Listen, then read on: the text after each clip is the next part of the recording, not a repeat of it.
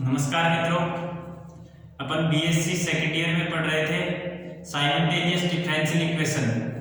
उसका first part हो गया था, यानी कि ए पार्ट हो गया था। अब बी पार्ट चल रहा था। बी पार्ट में भी अपन ने 2-3 क्वेश्चन कर लिए थे। आज अपन अगला क्वेश्चन देखेंगे। उसके बाद में अपनी ये यूनिट पूर्णतः लगभग खत्म हो जाएगी। ठीक है, नेक्स्ट लेक्चर में अपन फिर वो नेक्स्ट यूनिट के साथ में मिलेंगे। अब देखते हैं आज का ये अपन अपना जो नेक्स्ट एग्जाम्पल या नेक्स्ट क्वेश्चन जो भी है वो देखिए।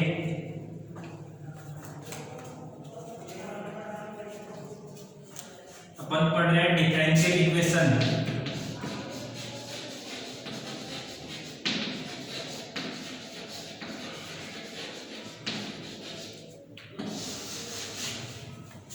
और अपना एग्जाम्पल है एग्जाम्पल नंबर 5। ये कह रहा है हल कीजिए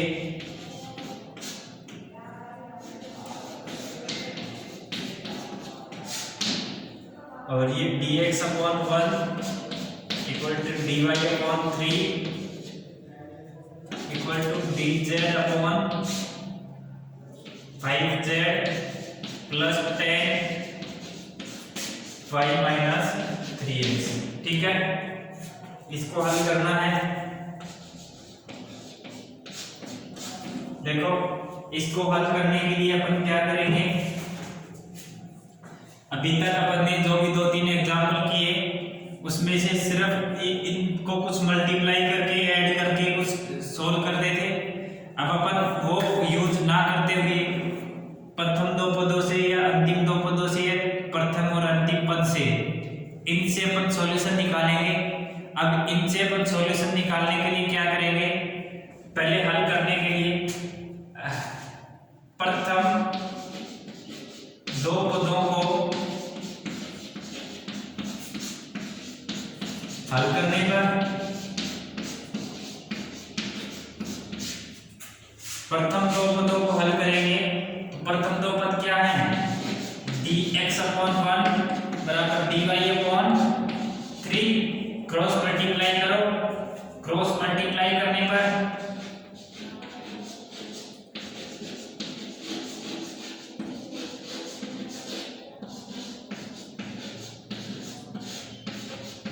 क्रॉस मल्टीप्लाई करेंगे तो इधर से तो 3dx और इधर से dy, तो 3dx बराबर dy। अब उपयुक्त का समाकलन करने पर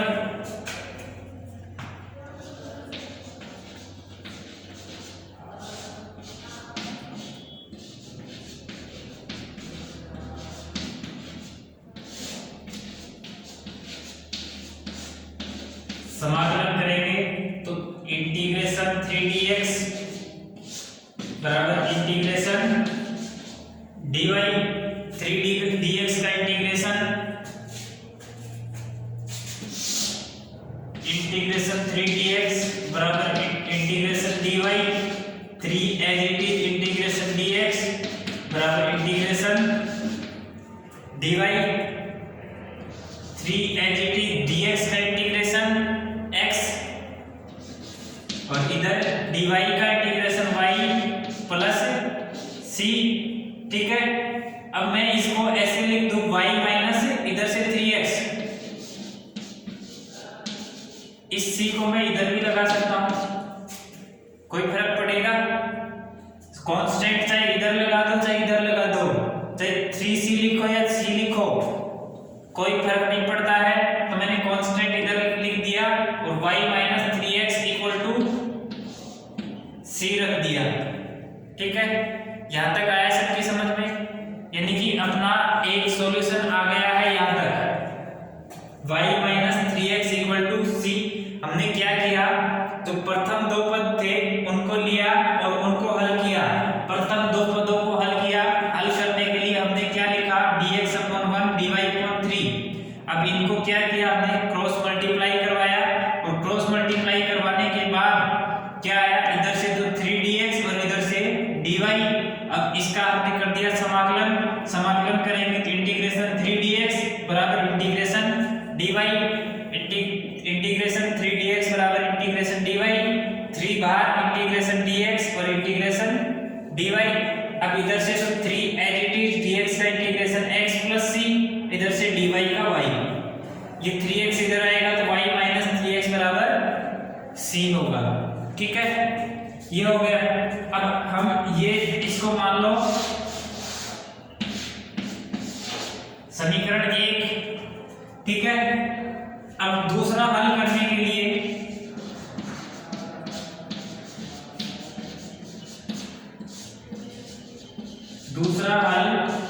करने के लिए अब देखो इधर क्या है dx, इधर क्या है dy, ये तो कांस्टेंट है। इधर देखो dz upon 5z plus 10y minus 2x। अब देखो ये y माइनस 2x इनके साथ किसी भी तरीके से एडजस्ट हो सकता है क्या? ये y माइनस 2x उसके साथ कुछ एडजस्ट हो सकता है क्या? dx अब अपन वेरिएबल अगर सेपरेट करने की कोशिश करें तो इधर से अगर हम वेरिएबल सेपरेट करने की कोशिश करें तो क्या हो सकता है? आई थिंक मेरे हिसाब से तो नहीं होगा। तो ये देखो अपन ने जो सॉल्यूशन पहला सॉल्यूशन निकाला है वो क्या है y माइनस 3x और y माइनस 3x बराबर क्या है c। तो इधर y माइनस 3x की जगह अपन c पुट करेंगे तो ये पूरा tan c कांस्टेंट बन गया। dz अपॉन z के फॉर्मूले से इसको सॉल्व कर देंगे और इसको सॉल्व करने के बाद पहले ये सॉल्व तो बाद में देखेंगे। अब देखो अब वेरिएबल ये पूरा कांस्टेंट इधर dz के साथ में z का फंक्शन, तो वेरिएबल सेपरेट करने की जरूरत पड़ेगी। वेरिएबल पहले से ही अब ऑलरेडी वेरिएबल सेपरेट है क्योंकि y माइनस 3x इधर से कांस्टेंट है और वो कांस्टेंट यहाँ पुट करते ही tan c भी कांस्टेंट हो जाएगा। dz upon 5z plus constant पूरा z का ही फंक्शन हो गया। और अगर ये z का फंक्शन हो गया तो अपन इसको क्या लिखेंगे? Variable always separate. इनमें से देख लो ये dy अपॉन कांस्टेंट, इसको भी सेपरेट करने की जरूरत नहीं है। इधर dx अपॉन कांस्टेंट, इसको भी सेपरेट करने की जरूरत नहीं है। अब देखो अब अगर हम इसको लेते हैं थोड़ी सी कैलकुलेशन और बढ़ा देगा ये, तो हमें वो लेना है जिसमें आसानी से कैलकुलेशन हो जाए। तो हमें dx अपॉन यानी कि dx बराबर dz upon 5z plus c। ठीक है, ये हमें आसान लग रहा है।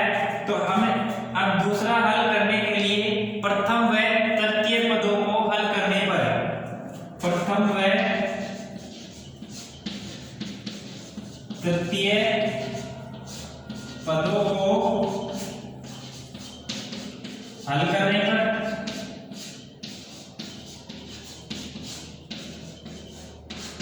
प्रथम व तृतीय पदों को हल करेंगे तो dx अपॉन 1 बराबर dz upon 5z plus 10 y minus 3x। ठीक है, ये आ गया। मैं इसको मिटा देता हूं।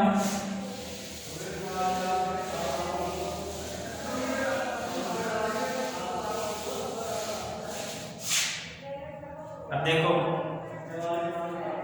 dx अपॉन 1 dx हो गया dz upon 5z plus 10 y minus 3x। अब y माइनस 3x का मान रखने पर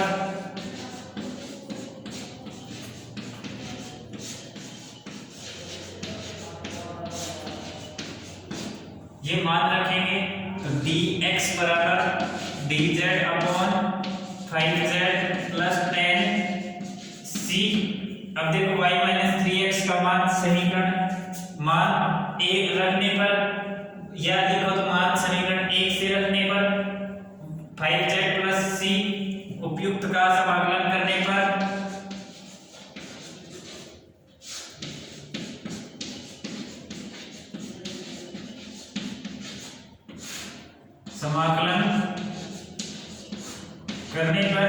समाकलन करेंगे तो इधर से तो आएगा ये dx और इधर से आएगा dz upon 5z plus 10c, ठीक है। अब समाकलन करोगे तो इधर से तो x आएगा।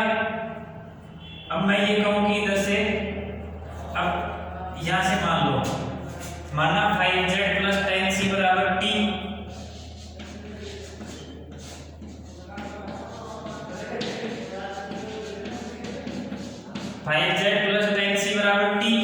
तो 5dz और 10c कांस्टेंट का derivative with respect to z 0 equal to t का डेरिवेटिव dt और dz बराबर dt अपॉन 5। ये मान इसमें रख दो, मान रखोगे, इधर से मिटा देता हूं इस समीकरण को, एक को याद लिख देता हूं, y माइनस 3x बराबर c, समीकरण 1।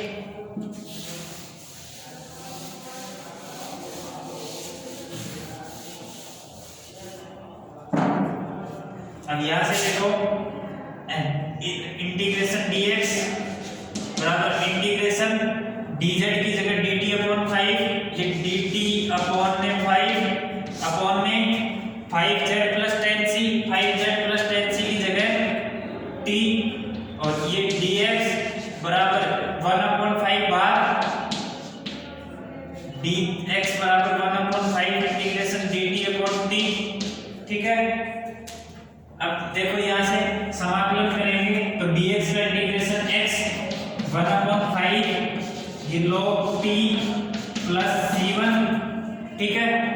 अब यहां से 5 इधर मल्टीप्लाई करा दो तो 5x बराबर log t का मान रखो, t का मान रखने पर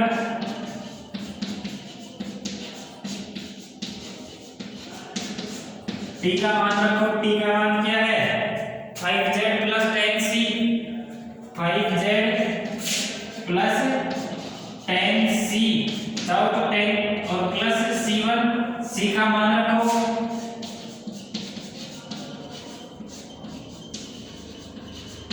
c का मान रखने पर, अब c का मान रखोगे तो क्या आएगा 5x बराबर log 5z प्लस 10, c का मान क्या है y माइनस 3x, ठीक है, प्लस c1।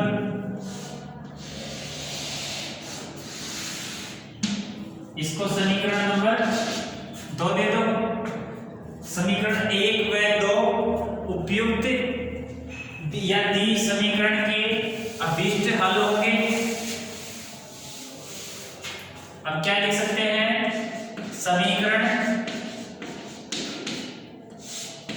1 व 2 दी समीकरण के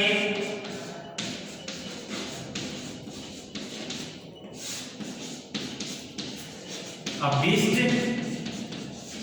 हल होंगे।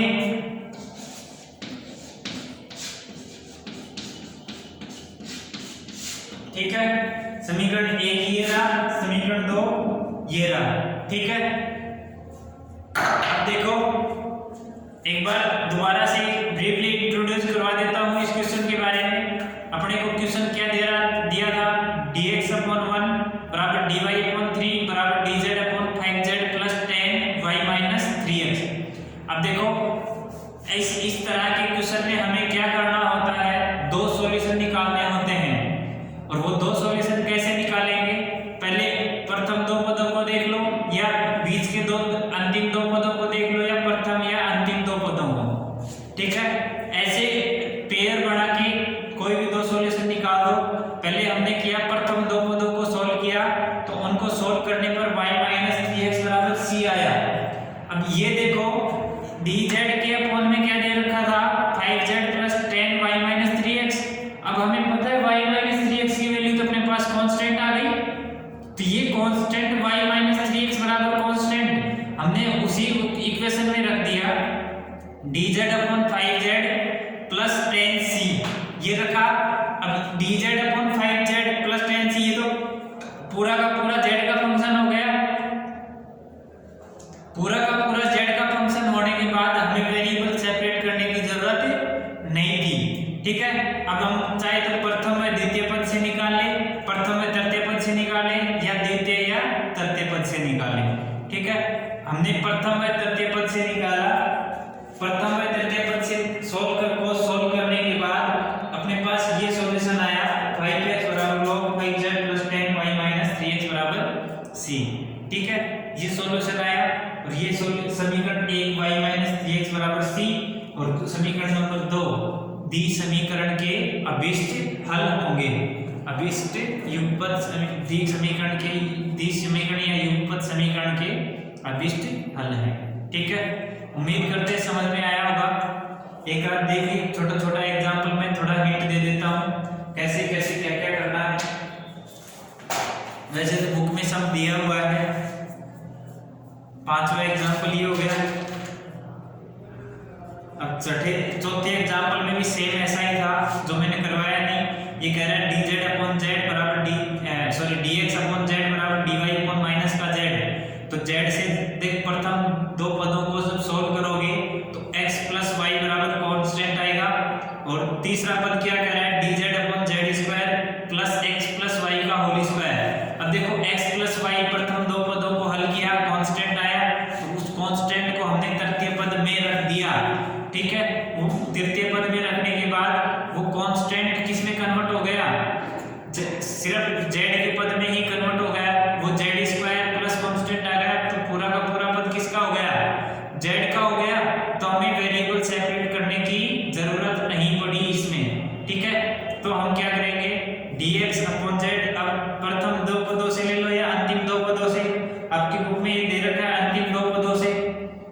अब अंतिम दो पदों से dz अपॉन z माइनस का बराबर dy अपॉन माइनस का z बराबर dz upon z square plus c square.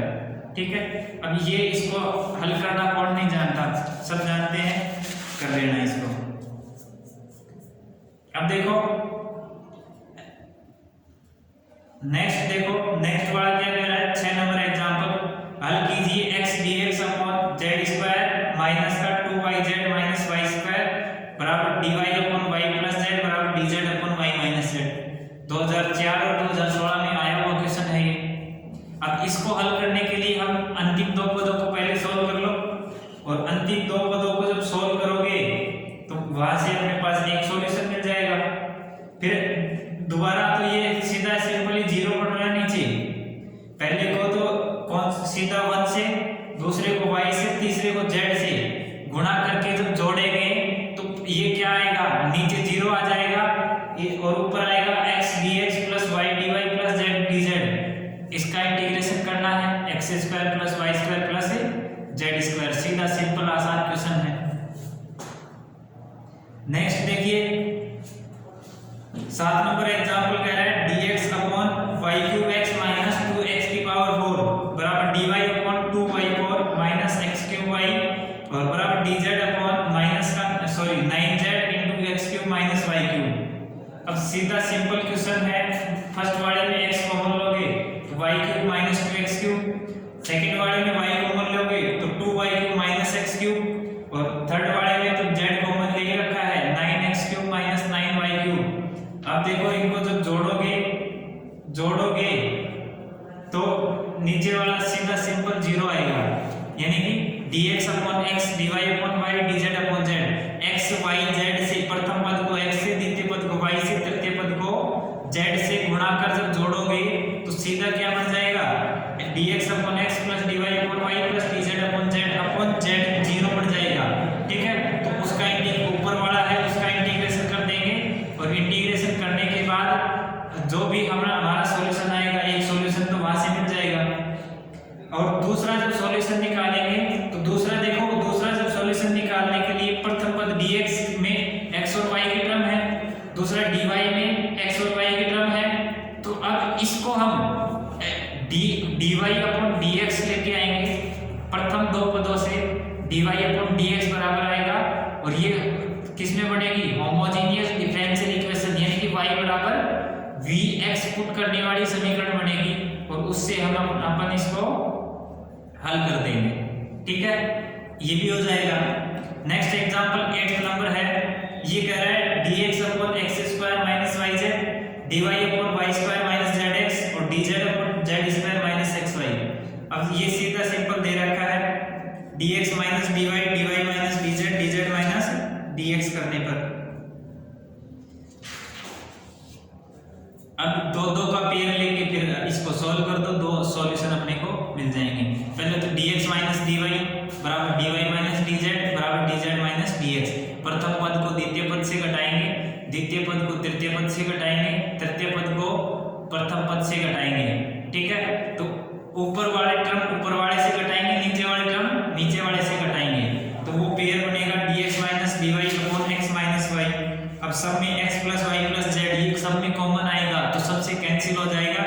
dx minus dy upon x minus y आएगा, dy upon dz, dy minus dz upon y minus z आएगा, तो dz minus dx आएगा z minus x। ठीक है, ये 9th 10th ऐसे ही है, आसान आसान सवाल है, कर लेना इनको।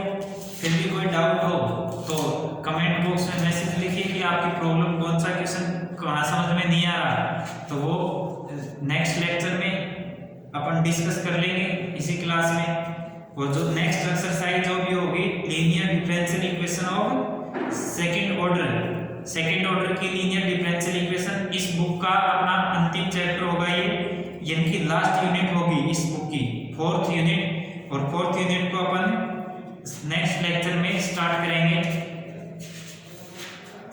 और देखिए एक बार सिलेबस डिस्कस कर लेते हैं। अपनी फर्स्ट यूनिट हो गई, सेकंड यूनिट हो गई, थर्ड यूनिट हो गई, fourth unit linear differential equation of second order, linear independent solution of transformation of equation changing the dependent variable independent variable. अपना शायद यहाँ तक है। ठीक है, यानी कि चैप्टर कौन सा है अपना, द्वितीय कोटि के रैखिक अवकल समीकरण, फोर्थ यानी कि 6 है, तो इसमें 6a 6b 6c और 6d। ठीक है, 6d तक अपन करेंगे, अपना 6d तक लगभग अपना क्वेश्चन आ जाएगा। अब वेरिएशन ऑफ पैरामीटर 6e, ये अपना क्वेश्चन तो अपना यहाँ तक आता है, लेकिन अपना क्वेश्चन 2 पार्ट होते हैं, ये पूरा चैप्टर मिलके 1 यूनिट बनाता है, तो अपने पूरा चैप्टर ना पढ़ते हुए आधा चैप्टर पढ़ेंगे, जहां तक अपना एक क्वेश्चन मोस्टली कंप्लीट हो जाता है। देखेंगे 6e तक भी अपन कोशिश करेंगे, टाइम रहा तो e भी पढ़ लेंगे, वैसे ऐसी कोई दिक्कत है नहीं, अपन e भी कोशिश करेंगे, लेकिन d तक अपन कंफर्म करेंगे, वहां तक अपना मोस्टली क्वेश्चन मिल जाता है और जितना अपने को अटेम्प्ट करना होता है वो कर लेते हैं। तो ये अपनी 3rd यूनिट स्टार्ट हो गई है, 3 यूनिट कंप्लीट हो गई है। बार बार रिवाइज करते रहिए, आपको पूरा टाइम मिलता है। अभी क्लासें प्रॉपर हो रही है, लेकिन पूरा टाइम ना मिलने की वजह से थोड़े शॉर्ट ही क्वेश्चन करवाए जा रहे हैं। हर टॉपिक से लगभग 2 या 3 क्वेश्चन ही हो पा रहे हैं। जब आपकी ऑफलाइन क्लासें होंगी तो उसमें अपन और भी ज़्यादा देखेंगे और 2-3 क्वेश्चन और एक्स्ट्रा करते रहेंगे। आपकी प्रॉब्लम होंगी उनको भी डिस्कस करते रहेंगे। ठीक है, तो अपनी अंतिम यूनिट इस बुक की 4th यूनिट और 1 यूनिट है वो पार्शियल डिफरेंशिएशन से है। ठीक है, तो उसको अपन बाद में देखेंगे। इसके बाद में अपन या तो रियल या न्यूमेरिकल एनालिसिस, उनमें से कोई सी एक बुक स्टार्ट करेंगे। ठीक है, पढ़ते रहो। तब तक के लिए अभी अपन जब भी नेक्स्ट क्लास होगी उसमें आगे नेक्स्ट यूनिट के बारे में चर्चा करेंगे। धन्यवाद।